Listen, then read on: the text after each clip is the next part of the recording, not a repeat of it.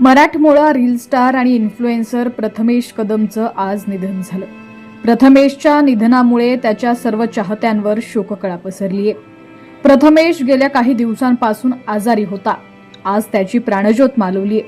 प्रथमेश अनेकांचा आवडता reel star होता। त्याचे अनेक मित्रही होते। अशातच कोकण हार्टेड गर्ल अर्थात अंकिता वालावलकरने प्रथमेश विषयी भावुक पोस्ट लिहिलेली आहे।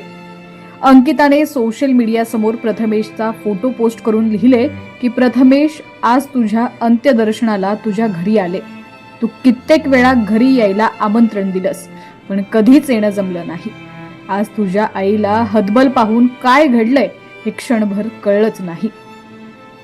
ज्या घरात कधी येता आलं नाही त्या घरात आज तुझं शेवटचं दर्शन घ्यावं लागेल असं वाटलंच नव्हतं। काही नाती वेळेवर निभावता आली नाहीत, काही भेटी राहून गेल्या याची खंत राहील। जिथे असशील तिथे असंच हसत राहा, अशा शब्दात अंकिताने प्रथमेशसाठी भावुक पोस्ट लिहिलेली आहे। प्रथमेश कदमच्या वडिलांचं काही वर्षांपूर्वीच निधन झालं होतं। त्यानंतर प्रथमेशने घराची सर्व जबाबदारी सांभाळली।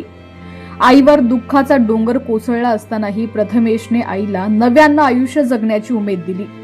प्रथमेश आणि त्याची आई प्रज्ञा या दोघांचे रील सोशल मीडियावर चांगले चर्चेत असायचे। दोघांची जोडी सर्वांची आवडती होती।